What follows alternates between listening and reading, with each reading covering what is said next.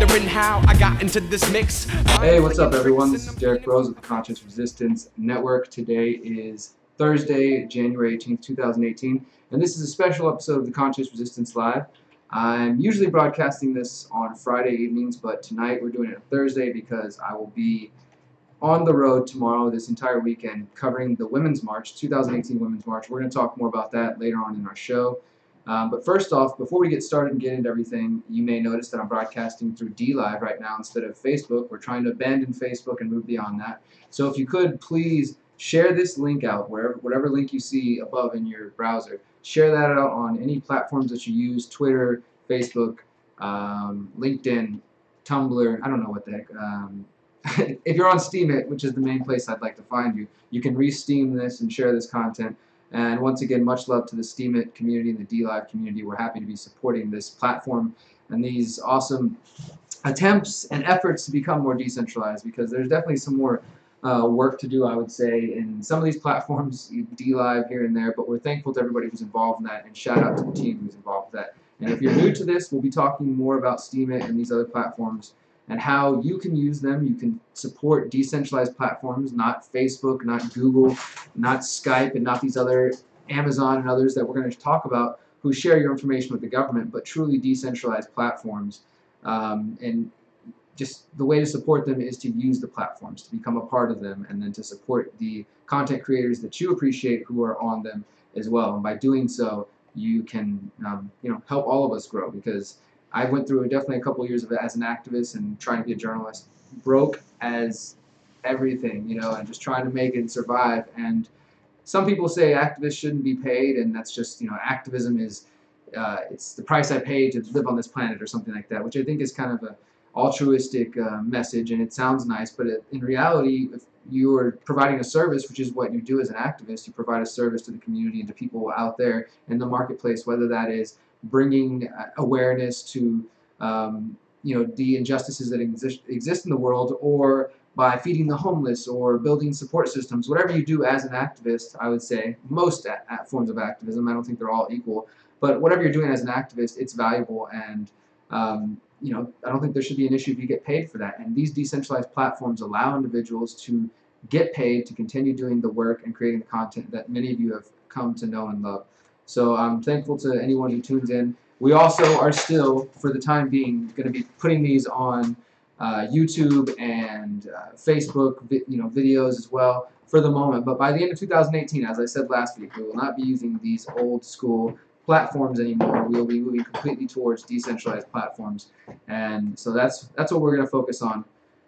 So yeah, thank you guys for tuning in, and as usual, I've got my co-host here, Johnny. Jeffrey's not here with us. I think he's in his room, but Johnny's here. Yeah, Jeffrey might be busy. So we're hanging out tonight, and we're going to talk about a lot of different stories. So thank you guys for tuning in, and we have shared it out. Hopefully we'll get some more viewers and people tuned in. Let's cover this first story, though, that I wanted to get into. It's coming from our friends at the antimedia.org, talking about Moby, who some of you may remember was a popular DJ. I think he's still making music and touring. I don't really listen to him. But the title says, Moby says CIA agents asked him to post about Trump and Russia online, which is kind of interesting. And the reason I found this interesting is because Josie Wales and the Anti-Media do a good job of taking this interview and this story, and this is what I believe is the important job of the independent media, the alternative media, as we used to call ourselves. But we're really the new media. We're replacing the old school. One of our jobs is not just to show where the establishment media is lying, but that's not really how they operate. They don't always just straight up lie to the people. What they'll do sometimes, they'll tell you a story and they don't give you the full context. So you don't fully understand, the importance of what you're hearing. You're just like, oh wow, this is like some new crazy law. I can't believe they're passing that law. But you don't have the full context to understand what it means in the bigger picture, right? So I think it's the job of the independent media to help people see that sometimes. And so on the surface level, Moby gives an interview to a Louisiana radio station called WFPK, and he talks about some statements he previously made on social media back in February of last year, where he said he had inside information from friends in D.C. connecting the Trump administration and the Russian government. So he goes out there, this celebrity, like why would anybody suspect him of doing, having any connection to the intelligence agencies? And to me, it's a weird story. Sorry guys. Why would Moby, this musician, have any connection to anything to do with intelligence, the CIA, or knowing this information? I don't really understand why that would happen or how it would come about it. But Moby says just by running in the circles that he does and being involved and hanging out in the D.C. area that he became pretty friendly with various individuals who are involved with intelligence agencies. And he said that his friends in the intelligence agency, his new friends, basically told him that the Russian information on Trump is 100% real and that they've been colluding with the Kremlin, the Russian Kremlin, since day one. And all of this information that really seems to back up the mainstream news narrative that the Trump administration has been involved with Russia. And I'm not even trying to get into that topic tonight. What I think is interesting is in the midst of the news trying to tell you this story is like, oh, look, even Moby knows that Trump is an agent of the Russian government. He mentions this. I guess it was about a year ago, and we were having dinner, and they were really concerned, partially based on this Fusion GPS report on Trump essentially being run as a Russian agent. And these are some active and former CIA agents who are truly concerned. They were like, this is the Manchurian candidate. Like, Putin, has a Russian agent as the president of the United States. So they passed on some information to me and said, like, look, you have more of a social media following than any of us do. Can you please post some of these things just in a way that sort of puts it out there? And he said he didn't know the extent of the collusion between Russians and Trump, but he said there's plenty of evidence to suggest that the Trump administration is in bed with the Russians. And he goes on to basically just reiterate what we've heard from the mainstream media. But as I said, the true story I would say there is the fact that these people are, like, they're trying to work with the celebrities, and this has always been the case. You can go back, look at the 60s, the 50s, and even probably earlier than that, really. Maybe as long as there's been an entertainment industry in some form, like maybe like Hollywood and the pre-music labels and things like this. Anytime there's been a congregation of people coming together and focusing on entertaining themselves or anything, the government, the state is going to try to infiltrate that. And so they keep eyes on people of, celebrities and people who are of influence, and they get them to go out there and say, hey, will you promote our candidate? Or, hey, can you go out there and reinforce the system and, let's say, rock the vote? I mean, think about all these musicians over the years, especially like punk bands. Like, I remember I used to listen to Anti-Flag back in the day, and they were one of the leading bands, like, I'm gonna have to get in on that. pushing people NoFX disappointed me. towards voting. Okay, Johnny has I'm disappointed in NoFX for doing Rock the Vote. Which one was it? Rock the Vote? Yeah, they did the same thing, but I think it's just because a lot of bands hated Bush. So it's like, part of that I think was them just being like, anything but Bush, like, so they're all like on the other side. Well, yeah, that's when I started to kind of, that's when I was getting out of high school, when I started learning about all this stuff, or first started to... Maybe they got offered, maybe they had dinner with some other people. I was really into Anti-Flag and a lot of those bands who, they were anti-Bush, they were, a lot of these issues, but again, they essentially just... They only saw part of the problem, because they were, in a lot of ways, they were just reinforcing the same narrative. And some of them have songs talking about anarchy and talking about, a lot of bands actually talk about anarchy, but none of them really go very far into the philosophy of it. No, I think that they just, I don't know. They're just like, anarchy is like a rebellious thing instead of like realizing it's like a self thing, like, you have to own yourself, and that comes with responsibility. It's not just like... I think to some level, bands like Anti-Flag, as much as I did, appreciate them, I like getting older, and I still, I can listen to some of the old shit. I think for some of those bands, just by reading the interviews that they give and seeing some of the opinions that are expressed in the songs, I'm not sure they really truly do get anarchism right. No. Like, I think Propaganda has it on. Propaganda is more of a mature band. Like in that Anti-Flag, I'm sure that they seem to understand like the community aspect. Maybe they're more like, not getting the whole thing, but like left anarchists in the sense of that they're like, they have sort of a tendency towards destruction. Like it seems like, but then at the same time they're like, vote. It just doesn't make any sense. It's weird to me. But anyways. Yeah. Sorry, I just had to go on that tangent. And make sure when you're talking, use your mics. Cody was just saying that you sound weird on yours, so make sure that you're... Or actually only one mic should be on, otherwise it's going to make it sound like we're underwater. That's what I realized. I forgot to tell you. I realized that last week. See, we're figuring this out as we do it live. See, it's now echoing, Cody just said, so make sure both of our only one mic is on. Can y'all hear me? We're going to have to wait for them to catch up, but Doesn't matter. Yeah, as long as it's only one mic, we should be good.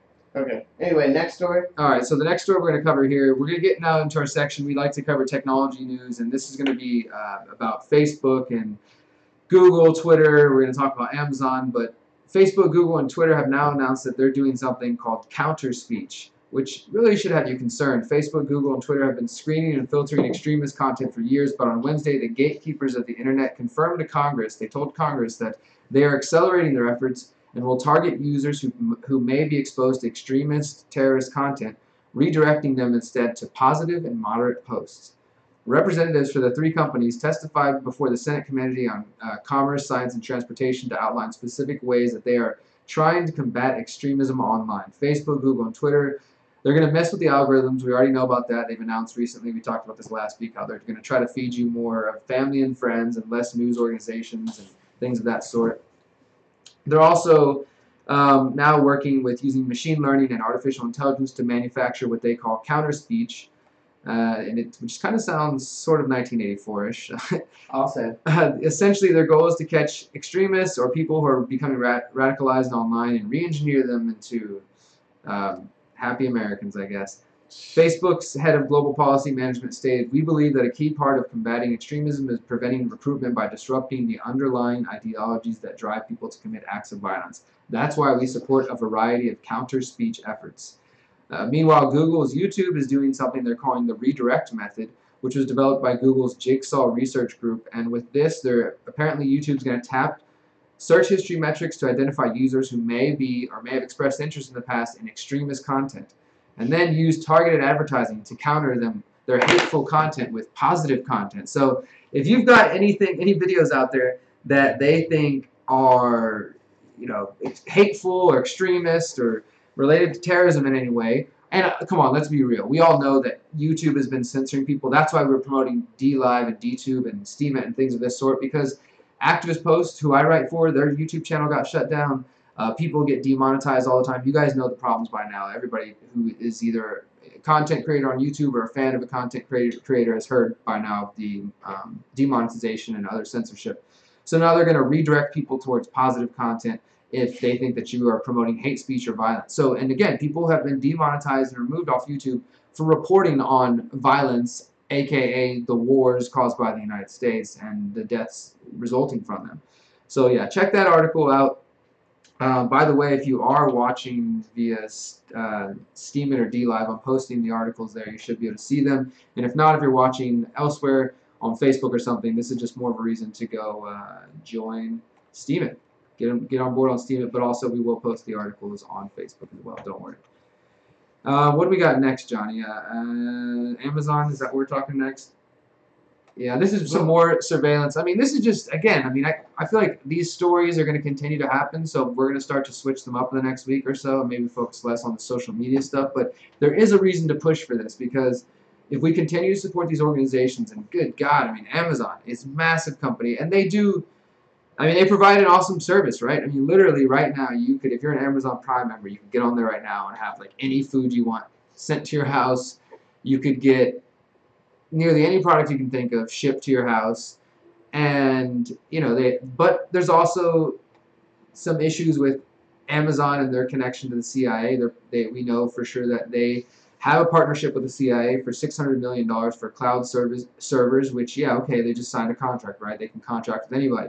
But I do think it's a little bit telling, especially that we know that they are now apparently admitting that they have gone along with various requests from law enforcement. And of course, this is what you need to know, is that in the world that we live in now in the United States and anywhere else that has this type of surveillance technology, Australia, New Zealand, the UK, most of Europe, China, I'd say Russia, all the developed nations who have surveillance technology, they're doing these kind of things. Maybe some of you have countries that get away with it more easily than we do, or it's more difficult, but for the most part, these are all things that are going on. With a few exceptions.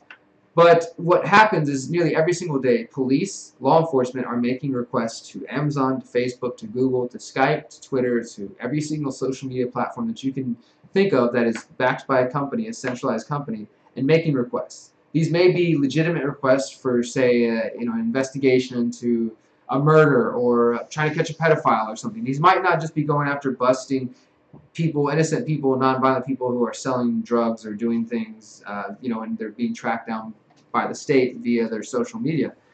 But these requests come in the thousands every single day to these companies, and they're just often, more than likely, complying. The companies we're focusing on, Facebook, Skype, these mainstream ones, they always comply. With every now and then they'll resist here and there. Apple might resist every now and then. But this is, again, the beauty of decentralized platforms where there's no company to go after. There's no people to take down. There's no, you can't, it doesn't exist.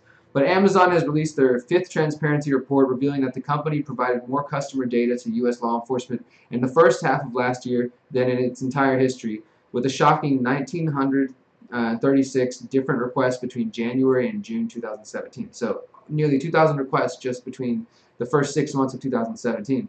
And of those 1,900 requests, Amazon complied and replied to 1,200 subpoena requests, 189 search warrants, and 76 other court orders for a whopping 1,400 requests they responded to. That's 42% of all subpoenas, 44% of search warrants, and 52% of court orders. So 50% of the time, they complied with these things.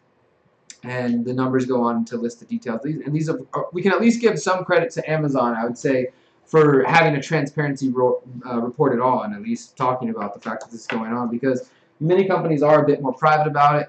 But overall, I think that these companies look into Jeff Bezos, look into his relationship with Amazon, and now with owning the Washington Post and the CIA's involvement, do some research, find out why you shouldn't support them as well. Now, this story I'm excited to talk about because, well, it's actually good news for some of us who've been waiting for quite some time, and I've been waiting for quite some time. I've been hoping to catch up with a friend of mine, Ben Swann, for almost a year now. He's been involved. He's been on.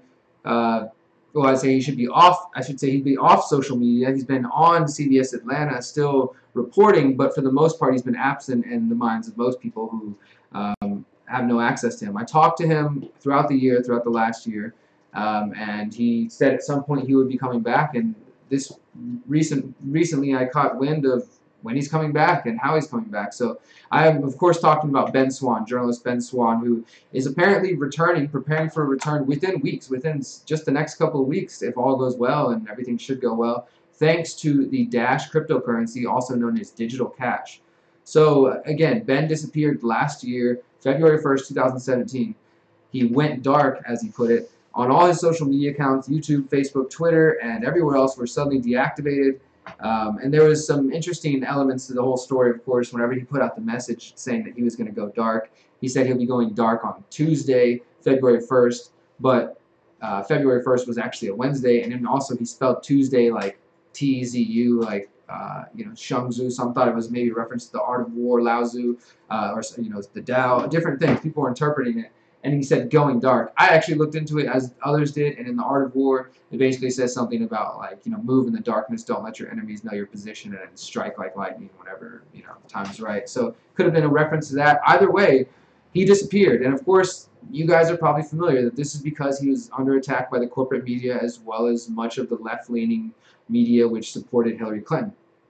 And this is because of his notorious, should I say, his notorious segment on Pizzagate. He does Reality Check, of course, which is really just a great segment. I mean, having worked with Ben Swann and become somewhat of an acquaintance, I wouldn't say I'm a really good friend of his, but an acquaintance and an ally, I definitely can attest to the fact that he is genuine and that he really wants to report this information, and also he has the credibility, he has the credentials, and he's got the the look that middle-aged Americans are used to. This on TV guy next door, I don't know, like guy, look, it works. It works for Ben. Ben's a cool dude. So he goes places some people are not willing to go, and he was willing to go to Pizzagate and to talk about it, and he didn't even touch on the crazy theories and the big speculation and get into. I mean, he really didn't touch on much. He did a surface level review of the theory, and he didn't lie. He didn't, report facts or anything like that. But he was immediately attacked by the Daily Beast, who put a picture of a tinfoil hat on his head, and of course the Inquisitor, Slate, Raw Story, all the left-leaning media, and then it just went viral for several days. People were attacking Ben. Of course, initially CBS 46 defended Ben, his editor saying like, we stand by him. I know this is a good story. And then later he appeared to take the blame for even allowing the report to air and kind of backed off it. And then shortly after that, Ben put the post out saying, "Hey guys, everyone is asking if everything is okay. They are. I will be headed back to CBS 46 on Monday, but there will be changes. The biggest one is that this social media page will be going dark for now on Tuesday, February 1st. Remember, this was last year. We've been building this project for 6 years, and those who come to know me, I hope you would also come to trust me." So, of course, people have been freaking out and asking me and plenty of other people who worked with him, like, what the heck happened? Where's Ben at? What's going on with Ben? What's going on with Ben? And, privately he's been saying, I'll come back soon, and I'll talk and explain what I can. Publicly, I will say anything that you suspect, regarding Pizzagate, probably at least some of it's true. It's pretty obvious that Ben was attacked for the subject matter that he chose, and that's all I'll say about that, and let him speak more because he's going to be back soon, and hopefully he will address it. But I would say I won't be surprised if he doesn't, because privately even he's been kind of difficult talking about it and not really wanting to get into it. So I don't suspect he's going to elaborate much on what exactly happened. But we do have some new information. So in mid-December 2017, Ben began posting on the forums for the cryptocurrency Dash. And many of you in this community especially Bitcoin. Dash, if you don't know about Dash, it started out as Darkcoin in 2014. It was later rebranded as Digital Cash or Dash. And Dash has instant send features, private send. It's really an awesome cryptocurrency. I'm not here to sell you on Dash, but I do think it's an awesome one worth looking into. The coolest thing is that they allow users to submit proposals to the Treasury, which helps the Dash community grow, and you can potentially receive funding. I've had friends who funded their tours, traveling the country promoting anarchism and cryptocurrency, and got funded through the Dash community. And Ben came to the community and was seeking to get his return and the return of Reality Check and his website Truth in Media funded by Dash. And this is what they wrote. "We propose that just as Dash is creating disruption in the financial world, it now creates disruption in the media world by bringing back to the masses Reality Check with Ben Swann. As the sole sponsor of Reality Check, Dash will be branded and tied to what is one of the most successful news segments in the world." He goes on to say, "It's our hope to establish and sustain a long-term partnership, and we would be honored to be an enduring ambassador of Dash." So Ben did get this proposal funded. It was successful. The proposal called on the Dash community to fund the return of 24 2 to 5 minute episodes of Reality Check beginning in February. And it asked for them to help him fund to hire writers for the return of Truth in Media, and including a section on cryptocurrencies like Dash. And this was accepted for about 800 Dash per month for 3 months. That's the payout Ben received, which is about the equivalent to $2.3 million in US. So he's going to hire full new staff, build a studio, it appears like, based on the proposal he put forth, and release 24 2 to 5 minute episodes of Reality Check beginning on February 6th, every Tuesday and Thursday. So, this is just weeks away. Ben's coming back. He also did mention that he will be speaking at Acapulco. He wrote, "I have already been invited by Jeff Berwick to speak in Acapulco. The slot I've been offered is just before the keynote speaker, Dr. Ron Paul." So that's cool. He's about to come back, and as I said, maybe he'll talk about it, maybe he won't.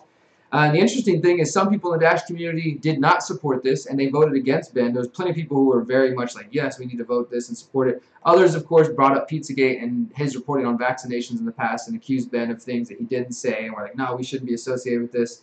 And this is kind of telling. This is one of the responses Ben gave regarding Pizzagate. And this is about as much information that we've had at all since last February, that, based on what he experienced. He said, "First, Pizzagate. I can't say a lot about this at the point, but I will say this. I did not create Pizzagate, nor was I the first journalist to cover it. In fact, I did not cover it until every major network in the country talked about the gunman who entered the pizza place. Those networks also reported that the gunman was responding to a fake conspiracy theory, but never explained what the theory was. After receiving hundreds of requests to explain the theory, this is what I did. You may not like the fact that I covered the story at all, but you are yet to explain what I said in the report that was false." Now, regarding why he went black on social media, he said the following: "I can't discuss yet everything that has happened to cause Reality Check to be discontinued. I'm still working with CBS in Atlanta. I can tell you that since the beginning of 2017, I have had dozens of huge websites and video content companies contact me about providing Reality Check through their channels. I have absolutely no doubt that the continued viral reach will not be a problem. I still receive several dozen emails every week asking when Reality Check will come back." So yeah, that is pretty cool. Ben Swann is on the way back, and I know that there's definitely fans of Ben's in this audience and in our platform in general. And it's really cool that now Ben is basically part of the agreement as well, is that he would do over this 3-month period that he's being funded by Dash, he would do different crypto events and promote Dash to the larger community. And every video is going to say presented by Dash. It's going to it's going to just teach people about it. So it's awesome because Ben is going to be able to reach a lot of people, and I do hope we get an explanation. I hope we find out more soon. Either way, it looks like we got reality check episodes to expect coming very soon. Sweet. Now, I'm going to Vegas this weekend, so I wanted to mention this story because I actually might be interviewing I don't know if he's a documentary filmmaker or just an activist turned filmmaker, but he made a documentary called What Happened in Las Vegas or something along those lines. Somebody correct me if I'm wrong. But it's about the Las Vegas shooting. And I know some of you might be like, what the heck, we're still talking about this? But to me, it should be the other way around. Is we never really got any details. And, we were told that the shooting was blamed on this man and Stephen Paddock, and immediately, like usual, they said this is the guy to blame. There's nothing else going on. Don't look anywhere else. There weren't any other shooters. And I know that there have been some good work done, like from my friend Justin King, who's debunked some of the second shooters sightings and the flashing we saw from the windows and these different things that initially got people thinking there might be more people. But I do think there were still unresolved questions, even if we discount the second shooter from the window that we were looking at initially. There's a lot of different things related to this guy and to his partner and just people he's associated with and things that are going on in the room that just don't make sense. So this story is coming from Free Thought Project originally. It says police caught in another lie as authorities finally admit to multiple suspects in Vegas massacre. So, of course, it's been a couple of months now since this happened, and this is coming from KVVU, local news in Vegas. It says, inside a district courtroom on January 16th, a lawyer for multiple media outlets argued why information to October 1st, pertaining to the October 1st attack is crucial to helping Las Vegas heal, but the lawyer for Metro Police said they can't release information because there are still suspects being investigated. District Court Judge Alyssa Kaddish asked the lawyer this: without naming names, there are potential charges against other people because of the ongoing investigation? And Crosby, the Metro lawyer, said, yes, there are charges being investigated. This new revelation that Paddock may have had help or that other people may have had foreknowledge of the attack, it definitely is some sort of bombshell, I'd say. Like, they didn't specifically say, hey, that we're considering charging other people, but they are saying there are other suspects. So that means there are definitely people maybe he talked to, people that were involved in different ways. And I mean, if you've been in this game for a minute, even just a couple of years, or had a few long nights up on YouTube, or excuse me, DTube, then you've watched plenty of documentaries and you've known that this is sort of the pattern that we see here. You destroy all the evidence really quickly, whether it's Oklahoma City bombing, 9/11, Vegas, Sandy Hook, Orlando, other shootings and events. You also quickly focus on one person and ignore any reports or signs of additional suspects and second shooters and things of that. And then you very quickly kill the person or remove their access to the public so that they can't speak. And people like Sirhan and others who have always said that they were innocent yet have been unable to plead their story to the public. So this lines up with what we've seen before. We'll continue to watch these developments, and like I said, I'm going to be in Vegas this weekend for the Women's March. I might be meeting up with this documentary filmmaker, so maybe I'll get an extra interview and we can find out what this documentary is about and if there are legitimate reasons to continue investigating Las Vegas. Alright, so let's move on now. I'm going to bring Johnny into the conversation for this one here.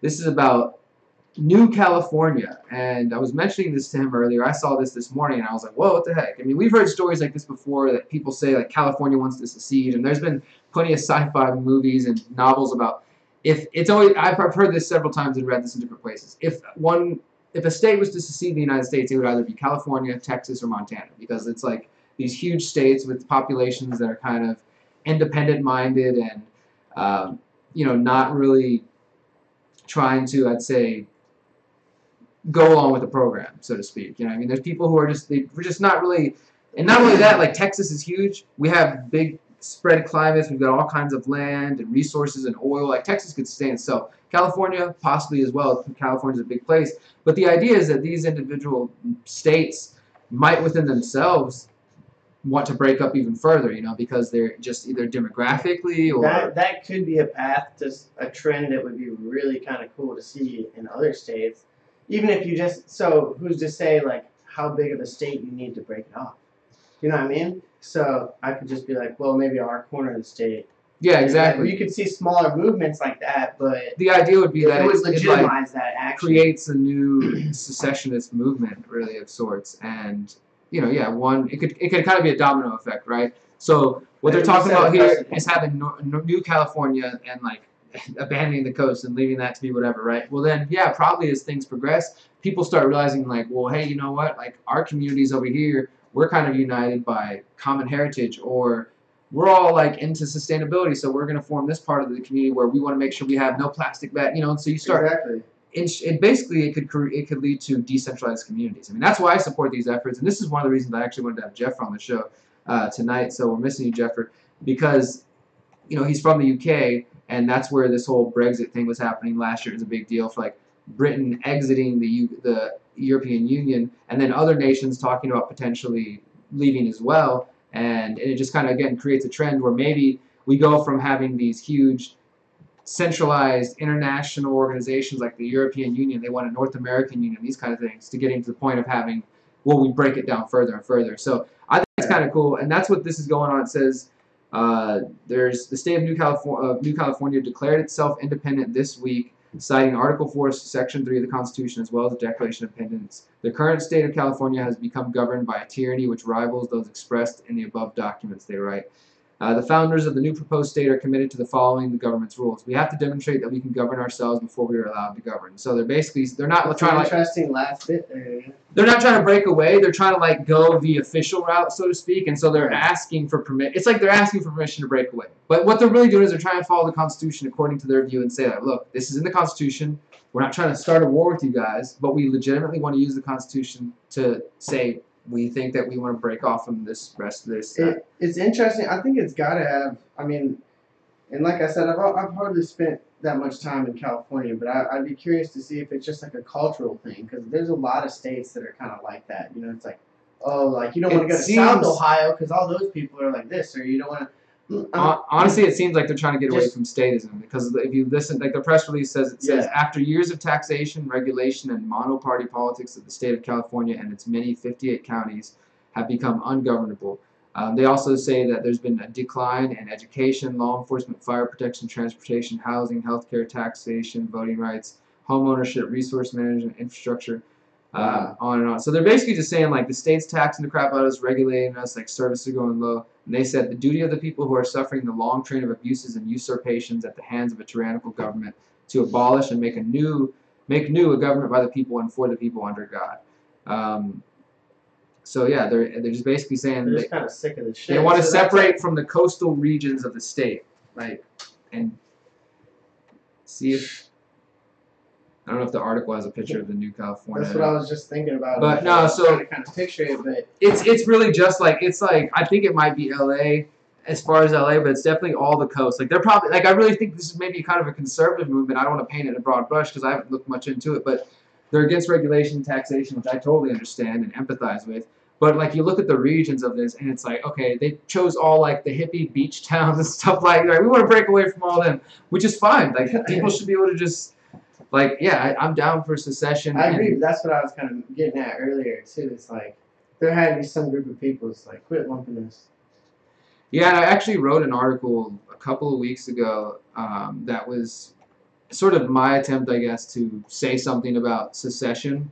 And it was called The Answer is Economic Secession. And it was, of course, a promotion of agorism and, my thoughts on that. But it was, I felt like an effort to, because the idea of secession is a growing idea, and there's different types of people who are getting into this, libertarians and even like left-leaning people who usually want government. A lot of them support and appreciate local support, local reliance, like that sort of thing. So then if you can talk to them, get them to realize that, okay, well, it serves all of us if we decentralize the government, we break it down as small as possible, down to the neighborhood, local level, and allow people like Carl Hess. He's a really awesome activist that I follow. he wrote once that we need neighborhood secession. That's what he was calling. He's like, we need to come all the way down to the level of the neighborhood and let people secede. So that's what I support. That's where everything's the most effective. I mean, are you going to really enact more change in your neighborhood or? Think about if there was some like blockchain-based nextdoor.com type system that you could log on to. And like, well, think about it. And like, for those who wanted to participate, there was like, hey, we're having a week for our 5 blocks or whatever, how small it was broken down. We're meeting this week to talk about new changes or whatever. I mean, there's just, you could get down to the level where you're actually like having an effect on your community and it's not disrupting anybody. So, all right, let's move on. We're getting down to the last couple stories here. The next 2 are related to the drug war, and thank you to everybody who's tuned in. I appreciate that, and hopefully you have Steemit accounts. If you do, go ahead and comment below. Give me a comment. Let us know that you can say hello. This is the next thing we need for DLive. I'm going to suggest this to our friends on DLive. Facebook, I have issues with it because many things that you guys already know.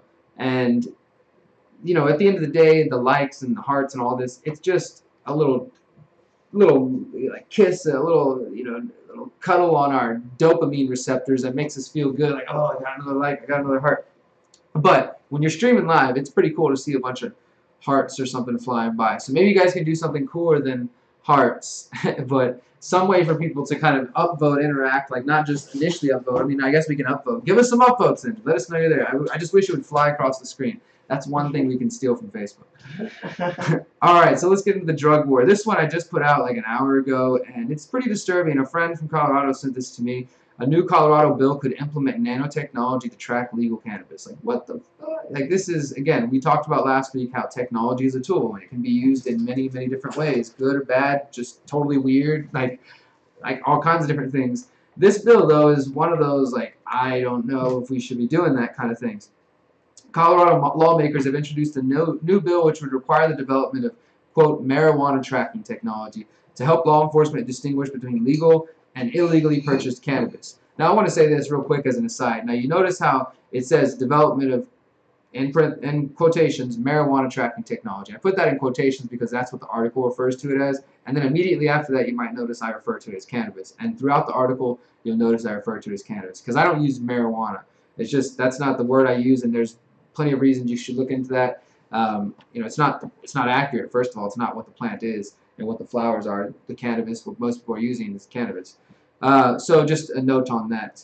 This government always uses marijuana, just like they like to call torture, enhanced interrogation, they like to call cannabis marijuana. But this bill, SB 18029, was introduced by 4 different, let's just call them what they are, traitors to the state of Colorado. All right. On January 10th, under the title of Development of Marijuana Tracking Technology. According to the text of the bill, it required the Institute of Cannabis Research at Colorado State University, Pueblo, to develop cannabis tracking technology. This bill calls for development of a, quote, agent that can be applied to cannabis plants or products and industrial hemp or industrial hemp products. Now, this is, of course, because industrial hemp is starting to get re-legalized. Back in the day, everybody was free to grow as much hemp or whatever plant they wanted. In fact, it was encouraged by the United States government. Then when they banned cannabis, they banned all of the plants. So now slowly it's like we got to beg for it back. Can we please grow hemp again? Can we please have industrial hemp and personal hemp and grow cannabis plants again? Well, that's fine. But, of course, the drug war and the legalization, this is, again, the problem with legalization. Legalization was never about ending the drug war and the violence associated with that. It's all about giving the government more control and giving them the ability to get up into your life and tell you how you should smoke or eat or ingest this product, and also which ones are acceptable, right? You're not free to just go buy from your friend down the street, who in an untaxed system. No, now they're going to make sure that you're buying only legal cannabis, whether recreational or medical. And how are they going to do that? Well, they're going to get companies to create a device that can scan cannabis and indicate whether it was cultivated, manufactured, or sold by a licensed marijuana business or registered hemp cultivator. And the bill said, the General Assembly finds and declares that the technology will benefit Colorado by increasing the ability of law enforcement to properly enforce Colorado marijuana laws, which in turn will enhance the regulated marijuana market by differentiating between legal and illegal marijuana and protect state revenue from unregulated marijuana sales. Think about that. Protect state revenue from unregulated marijuana sales. What they're saying, like, they're afraid of agorism. That last sentence pretty much just says it right there, like, protect us from the unregulated black and gray markets. So in order, they're so afraid of us going into the counter economy and just avoiding their system, that they're going to put some freaking agent into our weed, and they're going to create some new technology that they can scan it with. So you get pulled over and you're like, oh, I have a cannabis card. They're like, okay, well, let me see it. And then they'll scan your weed with some machine, and it'll tell them whether you're lying or not. So the bill instructs the Institute of Cannabis Research to find a vendor to develop the technology to the satisfaction of the state licensing authority. Then this technology, once it's been determined to be effective means of tracking cannabis and hemp, the state licensing authority will create rules which require the technology to be used by licensed cannabis businesses. So again, this is going to be another burden. When you push for legalization, now businesses that are trying to go into that, they have to hop over all these hurdles just to get to be legally, functional, and now they're going to have to use some new technology, probably pay more. I mean, you got to know, involving the government, this is going to involve more money, more licenses or something like that. In addition, the Commissioner of the Department of Agriculture will create rules that require registered industrial hemp cultivators to use the technology. So they're going to force people to use this, and then they're going to make the technology available to law enforcement in the state. Now, the actual text of the bill reveals more details about what kind of agent they're talking about. And it's interesting, they say that the bill will require cannabis and hemp dealers to insert unique and traceable identifiers into legal, medical, and retail cannabis and industrial hemp. According to the bill, the marijuana tracking technology should be nanotechnology. The Institute can determine whether it should be nanotechnology, isotopic, chemical, or biological identifiers, or other available technology. Now look, I'm not a scientist, okay, so I'm not going to sit here and act like I understand nanotechnology mainly because I've kept up with it because of DARPA and all the kind of crazy things the government's involved. I also know there's plenty of amazing uses, and maybe this is one of them in some other way, right? But this just seems problematic. They're going to create some kind of isotopic chemical or biological identifier. I'm sure they'll tell us that it's non-toxic, and they'll say that smoking it or ingesting it or, this nanotech, it's not going to do anything to you. I mean, who knows? Like, it's just... To me, it's disturbing, right? But my point is, on a philosophical level, this is just a result of giving the government the control over your life choices. You say, okay, I will submit to your will. Please, yes, pass a law that says cannabis is legal. So now I have to go through you in order to get it. And now I have to deal with all this sort of, BS that comes along with it, including possibly nanotech weed. One other weird thing that I noticed in this bill is that they mentioned a distributed ledger to catalog all of this data. And if you understand what that means, that's usually distributed ledgers. That's usually used to reference blockchain technology, which is what Bitcoin and other cryptocurrencies are built on. So it says they're going to use a distributed ledger to catalog the data. It states that identifiers used to track the cannabis must be coded into secure records using distributed ledger technology that will be accessible by law enforcement agencies or the Department of Revenue. So it sounds like they're going to track all this cannabis, legal, cannabis identifiers on some blockchain or something. That's honestly what it sounds like to me. But yeah, so that's coming in Colorado. Apparently, how is that the solution? It's already got 4 sponsors. Apparently, it's got some support, and I wouldn't be surprised if that does pass in California. I mean, in Colorado, and if it does pass there, you can expect other states who are getting on the legalization train to implement that as well. Now, another story here. This is the last drug war one. We're going to start wrapping up. As we talk about the Women's March, I've mentioned that a couple times, and I really want to get into that. And I wish we could get some comments from some female listeners and viewers to see just what their thoughts are on these marches. But we'll get into that in just a moment. This one I actually heard about from several different friends, including Factionless on Steemit, who is tuned in right now. What's up? Everybody go give Factionless a follow. Re-steam his content. He's a really good guy, and got some interesting content coming out. This one, though, is coming from the Free Thought Project, and you may have seen it elsewhere. Anonymous Bitcoin millionaire funding MDMA therapy for PTSD. So this is, of course, something that I've kept up with, and I know we've covered in the show over the years, talking about the use of psychedelics and semi-synthetic psychedelics that are medicines. They're gifts from the planet, and they're just part of the wonder of our world that allow people who are dealing with PTSD, who are dealing with end-of-life anxiety, cancer, all kinds of different things that MDMA and psilocybin and LSD and iboga and others and have been linked to these positive changes and to helping people feel renewed vigor for their own lives and things of that sort. And the thing with the end-of-life stuff is they've been able to help people who are going to die find some level of peace and comfort at the end of their life. So I really very much support the use of psychedelics and things like MDMA in a wise fashion. I think, you know, there's a big difference between just like going to the club and eating a whole bunch of MDMA or ecstasy pills that you don't know are cut with what, to like getting some quality MDMA, spending some time at home with some friends or like, you know, a loved one in a setting that you're very comfortable, and like going through some awesome times, either just celebrating, having a good time, or maybe working through some therapy, however you treat it. But there's value to be gained from that. So this is really cool because we're seeing more and more this relationship between cryptocurrency and psychedelics, including my buddy Sterling Lujan, who's also here on Steam It. Give him a follow. He spoke at this crypto, I think it was a crypto cruise or something, that was involved with MAPS, the Multidisciplinary Association for Psychedelic Studies, who's been leading the way on this research since 1986. And it was really cool. It was like a marriage of cryptocurrency and psychedelic research. So now we're finding out more about this. The New York Times first reported that an organization called the Pineapple Fund, which apparently is entirely anonymous and donates to causes that government won't go near, like MDMA, was started in December by an anonymous donor who goes by the nickname Pine and claims to be among the 250 largest holders of Bitcoin in the world. The fund aims to give away $86 million worth of Bitcoin and has already given $20 million worth of the currency to 13 organizations, including the Water Project, Electronic Frontier Foundation, and many others. So they have bankrolled everything from clinical trials of psychedelics for PTSD to teaching kids to read and write and more. So this is really cool. They've just got involved with funding more projects and helping ensure that people are getting this medicine. I'm not sure if you guys really understand this, but within like the next 2 years to 3 years, MDMA could be given to people who need it through their therapists. And again, we just talked about the drug war, right? I'm talking about the problems associated with legalization of cannabis.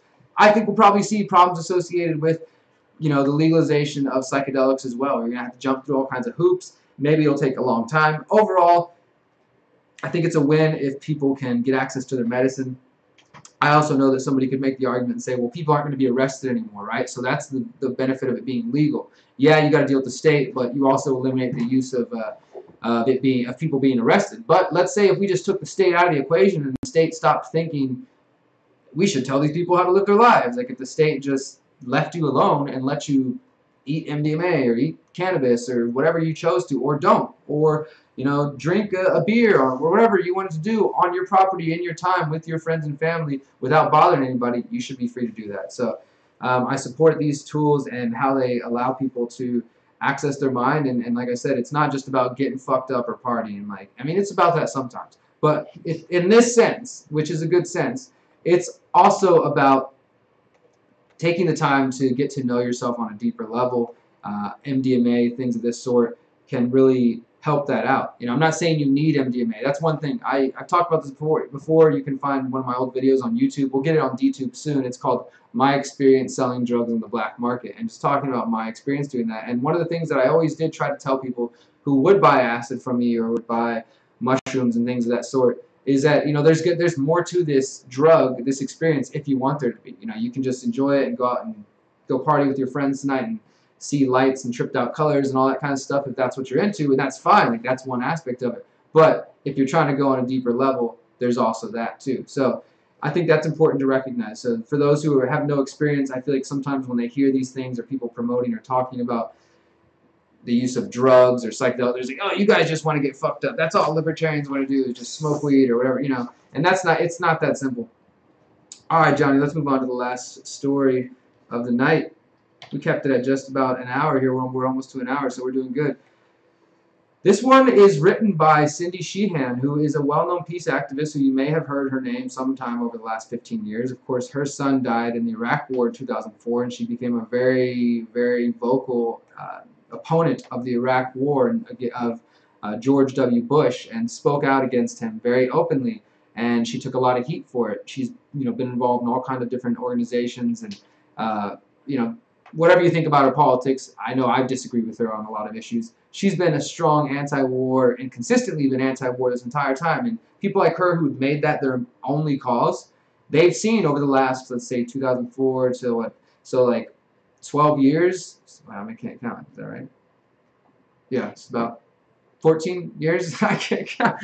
14 years. We've seen the anti-war movement completely just obliterated. Some people blame Obama. There was a lot of anti-war sentiment, you know, during Bush. Then all of a sudden Obama came in. He promised to be like the anti-war candidate and just totally and then it just like disappeared, right? All of a sudden, the left-leaning liberals and Democrats, they weren't anti-war anymore. They didn't want to criticize Obama.